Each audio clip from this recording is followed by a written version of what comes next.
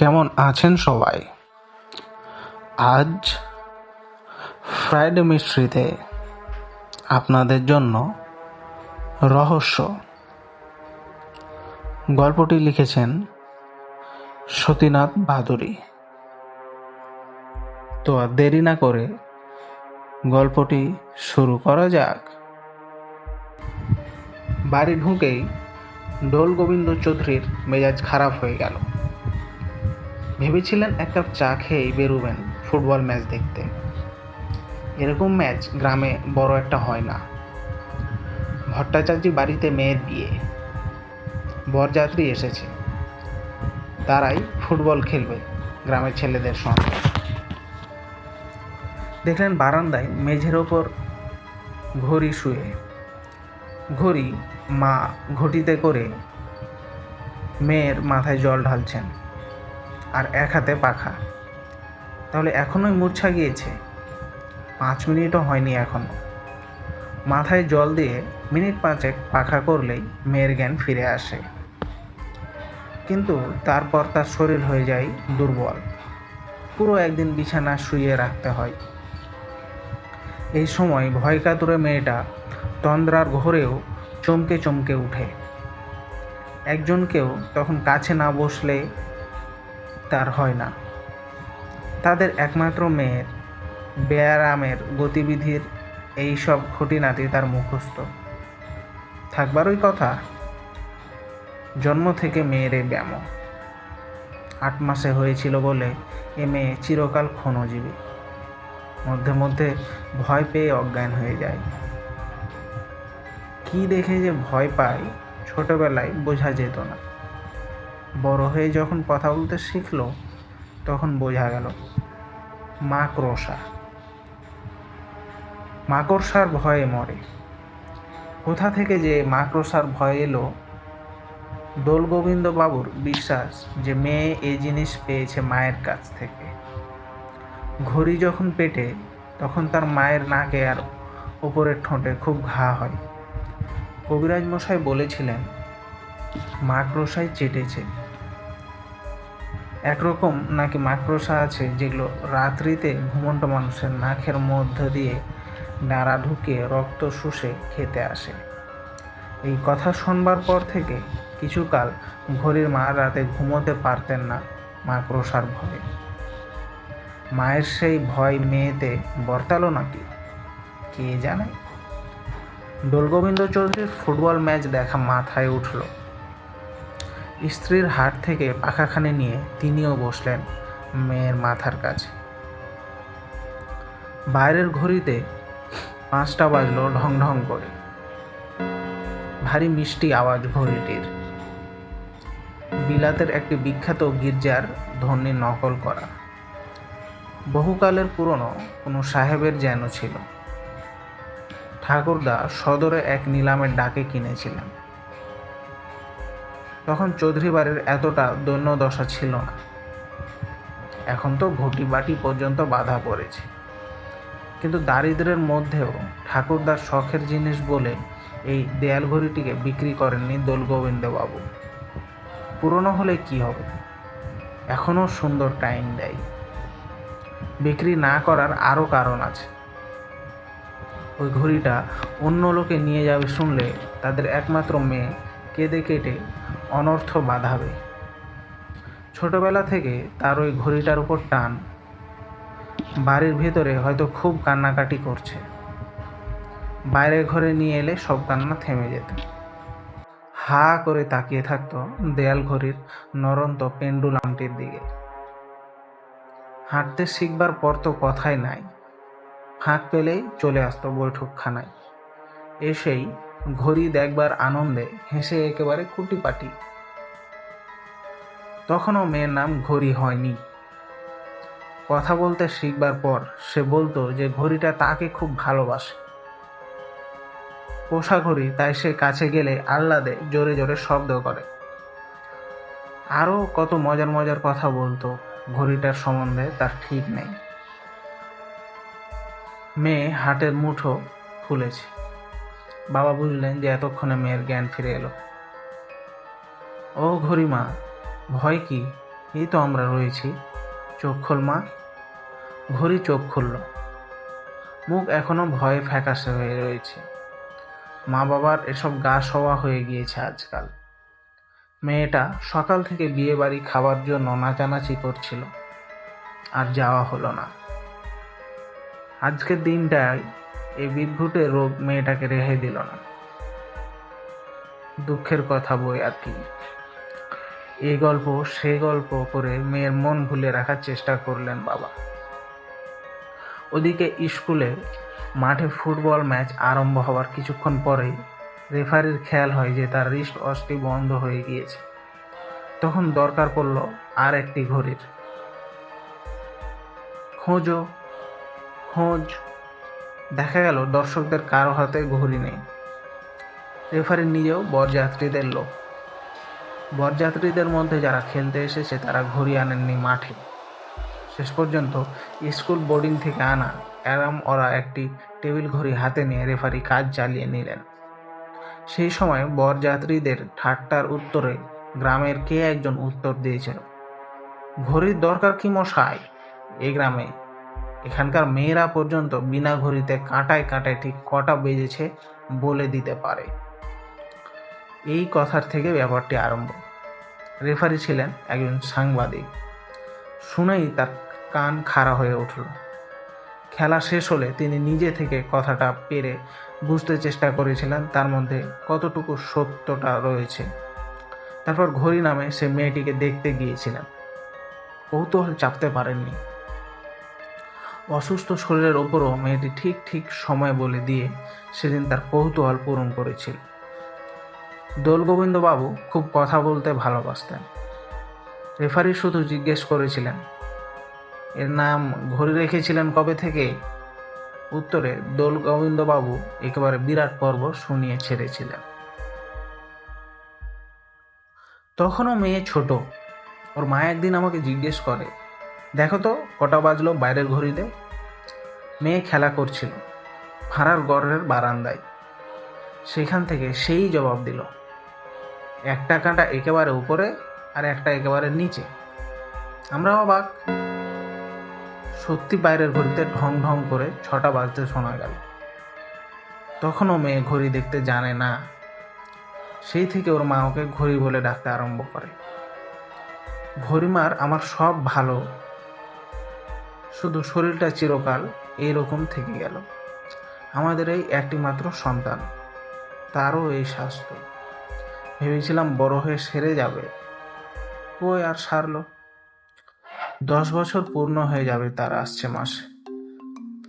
Referee সাহেব পরদিন সকাল আবার এসে মেয়েটির ফটো তুলে নিয়ে গেলেন।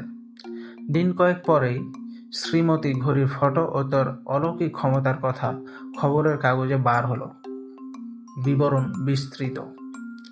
গ্রামের লোকে এতকাল ঘড়ির এই দৈব ক্ষমতার বিশেষ আমল দেয়নি। পারে তো পারে, অমন কত কিছুই আছে দুনিয়াতে। চাঁদ সূর্য তারা দেখে সময় বলাও সব তো চিরকালে আছে। কিন্তু খবরের কাগজে তাদের গ্রামের নাম এত বড় বড় অক্ষরে বার হবার পর আর ব্যাপারটাকে কিছু নয় বলে উড়িয়ে দেওয়া চলে না। উড়িয়ে দেওয়ার উপায়ও ছিল না, কেননা এরপর থেকে গলায় ক্যামেরা ঝোলানো 1-2 লোক প্রায় আসতে আরম্ভ করলো গ্রামে ঘড়িকে দেখবার জন্য। বহু রকমের খবর বার হতে লাগলো বিভিন্ন খবরের কাগজে মেয়েটির সম্বন্ধে। পাড়ায় সবচেয়ে বেশি হইচই পড়ে গেল যেদিন জেলা ম্যাজিস্ট্রেট আর সিভিল সার্জনের গাড়ি এসে লাগলো দোলগোবিন্দ চৌধুরীর বাড়ির দুয়ারে। উপরওয়ালার হুকুমে তারা এসেছিলেন। ব্যাপার হয়েছিল কি, তখন কলকাতার বিজ্ঞান কংগ্রেসের অধিবেশন হচ্ছে। একজন পৃথিবী বিখ্যাত আমেরিকার বৈজ্ঞানিক ওই সভায় নিমন্ত্রিত হয়ে এসেছিলেন। তিনি মানুষের দুর্বোধ্য অলৌকিক ক্ষমতাগুলো নিয়ে ইদানিং গবেষণায় মেতেছিলেন। কুমারী ঘড়ির ইন্দ্রিয় ক্ষমতার সংবাদ তার দৃষ্টি আকর্ষণ করে। তিনি মেয়েটিকে দেখতে উৎসুক হয়ে বলেন যে এর মধ্যে যদি কোনো বুজুর্গি না থাকে তাহলে তিনি মেয়েটিকে আমেরিকা নিয়ে যেতে চান। সেখানে তার মনোবিদ্যা গবেষণাগারে একে কিছুকাল পরীক্ষাধীন রাখতে হবে। মেয়েটির মা বাবা সেখানে সঙ্গে যেতে পারেন। পড়াশোনা থাকা কোনো বিষয়ে টাকা পয়সার অভাব হবে না। ব্যাপারটির মধ্যে কোনো রকম চালাকি আছে কি না সেটা এখানে আগে গিয়ে যাচাই করে নিতে চান তিনি। এই জন্য সরকারিভাবে ওপর থেকে আদেশ এসেছিল জেলা ম্যাজিস্ট্রেটের কাছে ওই বৈজ্ঞানিককে যথাসম্ভব সাহায্য করতে বিষয়ে। সিভিল সার্জন আর ম্যাজিস্ট্রেট সাহেব প্রথমে এসে ঘড়ির অলৌকিক শক্তির পরীক্ষা নিয়ে নিজেরা নিঃসন্দেহ হয়ে নিলেন। তারপর গোলগোবিন্দ বাবুকে আমেরিকান বৈজ্ঞানিকের ইচ্ছার কথা জানালেন। আমেরিকা যাবার প্রস্তাবে তারা কিছুতেই রাজি নন। শেষ পর্যন্ত রাজি হয়ে গেলেন এই ভেবে যে সেখানে গেলে মেয়ের পুরনো রোগটি সারাবার একটা ব্যবস্থা নিশ্চয়ই হবে। ঠিক হয়ে গেল যে ঘড়ির প্রাথমিক পরীক্ষা নিতে আসবেন আমেরিকার বৈজ্ঞানিক জেলা সদরে। গ্রামে ইলেকট্রিসিটি নাই, আরও অনেক রকম অসুবিধা। সেই জন্য সিভিল সার্জন সদর হাসপাতালের একটা দিক একেবারে খালি করে দিলেন। সেইখানে ঘড়িকে এনে রাখতে হবে দিনের 15 তার মা বাবার সঙ্গে। পুলিশ পাহারা থাকবে চারিদিকে। ভেতরে যে যাবে বা যে থাকবে তাদের তন্ন তন্ন করে সার্চ করে ঢুকতে দেওয়া হবে। কালো পর্দা টাঙিয়ে ঘর দুয়ার একেবারে অন্ধকার করে দেওয়া হলো, যাতে রোদ্দুর বা ছায়া দেখে বেলার আন্দাজ না পাওয়া যায়। পিচকারি দিয়ে মাকড়সা মারার ওষুধ ছিটানো হলো, যাতে মেয়েটি ভয় না পায়। বাইরে থেকে পাখির ডাকের আওয়াজটি পর্যন্ত যাতে না পৌঁছায় তার ব্যবস্থা করা হলো।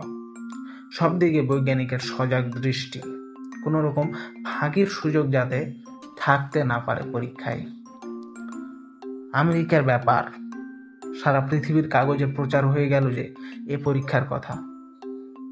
দিন কয়েক আগে থেকেই এ শহরে ডেরাডাঙ্গা গাড়লেন বহু কাগজের প্রতিনিধি আর হুজুগে লোকের দল। সাধারণ লোকে এরই মধ্যে ঘড়িমা বলে ডাকা আরম্ভ করেছে মেয়েটিকে। পুলিশ পাহারা ঠেলে এসে প্রণাম করতে চায়। যে গ্রামটির নাম মেয়েটির দৌলতে পৃথিবীর মানচিত্রে লেখা হয়ে যাচ্ছে, সেখানে লোকদের আজ গর্বের অন্ত নেই। কেমনভাবে কখন ঘড়ির পরীক্ষা নেবেন সে কথা বৈজ্ঞানিক দ্বিতীয় ব্যক্তিকে বলেননি। ঠিক হলো ঘড়িকে বেশিরভাগ সময় শুয়ে থাকতে হবে বিছানায়। অল্প অল্প করে যখন খাওয়ানো হবে, খিদে পাওয়া বা ঘুম পাওয়া দেখে যাতে সে সময়ের আন্দাজ না পায়। এই ব্যবস্থা চলল কয়েকদিন। পরীক্ষার ফলাফল সম্বন্ধে গোলগোবিন্দ বাবু, তার স্ত্রী, তাদের গ্রামের লোক, ম্যাজিস্ট্রেট সাহেব বা সিভিল সার্জনের কোনো সন্দেহ ছিল না, কিন্তু সাংবাদিকদের মধ্যে অধিকাংশের ছিল।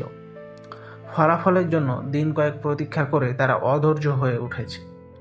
সেই সময় একদিন হঠাৎ ঘড়ির ঘুম ভাঙিয়ে বৈজ্ঞানিক জিজ্ঞাসা করলেন, এখন কটা বেজেছে? ঘড়ির মা বাবাকে তিনি বিশ্বাস পাননি, তাই তারা মেয়ের কাছে বসে থাকা সত্ত্বেও দোভাষীর কাজ করছিলেন সিভিল সার্জন। ঘড়ি কয়েক সেকেন্ড চোখ বুজে ভাবতে চেষ্টা করল, তারপর দৃঢ় কণ্ঠে উত্তর দিল, 9টা বেজে 10 মিনিট। বৈজ্ঞানিক ঘড়ির ঘর থেকে বেরিয়ে এলেন সিভিল সার্জনকে নিয়ে। এর মধ্যে যে বুজুর্গি আছে তা তিনি প্রথম থেকে সন্দেহ করেছিলেন। এসব ধাপ্পাবাজি তিনি তার বৈজ্ঞানিক জীবনে অনেক দেখেছেন, কিন্তু এতটা ভুল তিনি আশা করেননি। রাত 1:30টার সময় বলছে 9:30, কিন্তু বৈজ্ঞানিকের কি এত তাড়াতাড়ি মন স্থির করে নেওয়া উচিত? তিনি আর একটা সুযোগ দেবেন মেয়েটিকে। ঘড়ি বুঝতে পারেনি যে সে ভুল বলেছে, তার মা বাবাও না। সে মিনিট 15 পর আবার ঘুমিয়ে পড়ল। ঘন্টা 3 পর আবার বৈজ্ঞানিক সিভিল সার্জনকে সঙ্গে এসে ঘড়ির ঘুম ভাঙালেন। সময় জিজ্ঞাসা করায় ঘড়ি চোখ বুজে একটু ভাবতে চেষ্টা করে। মা বাবা এক দৃষ্টে মেয়ের মুখের দিকে তাকিয়ে, কিন্তু এ কি, মেয়ের কপালে রেখা পড়ল কেন? স্পষ্ট বোঝা যাচ্ছে যে সে খুব ভাবছে। এত তো তোকে ভাবতে হয় না কখনো। দুশ্চিন্তার রেখায় ওইগুলো। সাহেব মনে মনে হাসছেন এতটুকু মেয়ের এই নাটুকে ভান করা দেখে। এতক্ষণে ঘড়ি চোখ খুলেছে। ফ্যাকাশে হয়ে গিয়েছে মুহূর্তের মধ্যে তার মুখ। ভয় পেল নাকি, কি যেন বলতে চায়। সে উঠে বসল। দোলগোবিন্দ বাবু অবাক, এমন তো কখনো হয় না। হলো কি? ভয় পেয়েছে কিনা জিজ্ঞাসা করতে চান মেয়ের মা, কিন্তু স্বামীর কটমট চাউনি দেখে থেমে গেলেন। সাহেবের যে হুকুম, কেউ কথা বলা দূরে থাক, আঙ্গুল পর্যন্ত নাড়াতে পারবে না মেয়ে উত্তর দেবার আগে। মা বাবার উপরই সাহেবদের সন্দেহ বেশি। পর্দার আড়ালে লোক মোতায়েন আছে তাদের উপর নজর রাখবার জন্য। ঘড়ি অতটুকু মেয়ে হলে কি হয়, আবছাভাবে বুঝেছে যে তার অলৌকিক ক্ষমতার পরীক্ষার সঙ্গে জড়ানো আছে তাদের পরিবারের প্রত্যেকের সততার সম্মানের প্রশ্ন। হতাশার ছাপ স্পষ্ট ফুটে উঠেছে তার মুখে। আমাকে ছেড়ে দাও, আমি চাই না বলতে। তার চোখ ফেটে জল আসছে। ঝাপসা চোখে সে তাকালো তার মায়ের মুখের দিকে। মায়ের চাউনিতে আশ্বাস ভরা। বলতে চান, যা পারিস তুই বল না। মনের বাধা ঠেলে মরিয়া হয়ে ঘড়ি বলল, এখন 11:20 কথাটা কোনো রকমে বলে হাঁটুর মধ্যে মুখ বেজে কেঁদে উঠে ঘড়ি। সময় ঠিক বলতে পারেনি তা সে জানে। কেন আন্দাজ এমন হলো? এমন তো জীবনে কখনো হয়নি তার।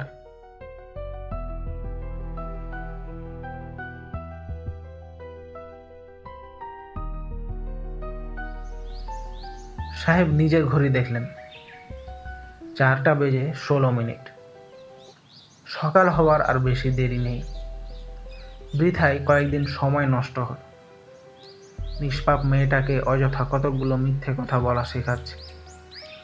বাপ মায়ের দিকে একটা অবজ্ঞার দৃষ্টি হেনে তিনি বেরিয়ে গেলেন বাইরে প্রতীক্ষমান সাংবাদিকদের দিকে। তার কাছে মাপ চাইবার ভাষা খুঁজে পান না সিভিল সার্জন আর জেলা ম্যাজিস্ট্রেট। খুব বোকা বানিয়েছিল বটে পরিবার তাই কদিন তাদের। মা মেয়েকে কোলের মধ্যে টেনে নিলেন। দোলগোবিন্দ বাবুর চেয়ে কেউ বোধহয় বেশি অবাক হয়নি।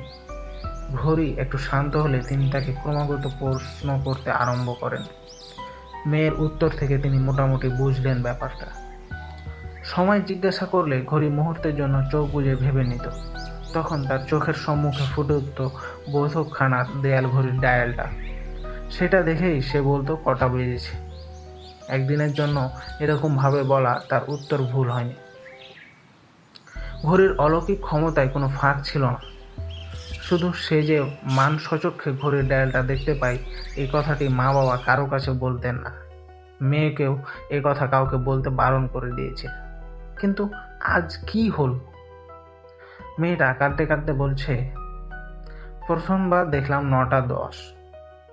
তারপর আবার যখন ঘুম ভাঙিয়ে জিজ্ঞাসা করলো তখন দেখে 9:10। এ তো হতে পারে না। দুইবার ওই এক সময় কি করে হবে? বুঝে গেলাম যে আমি বলতে পারবো না। তখন ভুল জেনেও আন্দাজে একটা যাতা বলে দিলাম। তার কান্না আর থামে না। বাইরে তখন লোকারণ্য। ঠাট্টা, বিদ্রূপ, গালাগালি স্রোত বইছে।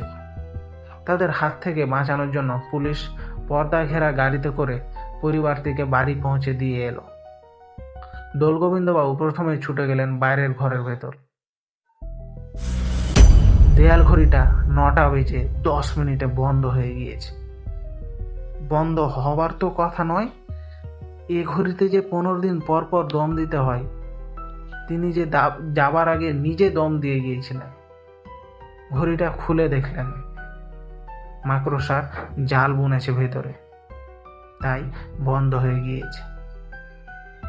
একটা খুদে মাকড়সা লাফাতে লাফাতে পালিয়ে গেল। সকলকে ধন্যবাদ আজকের গল্পটি শোনার জন্য। গল্পটি ভালো লাগলে লাইক, শেয়ার, কমেন্ট করে পাশে থাকবেন।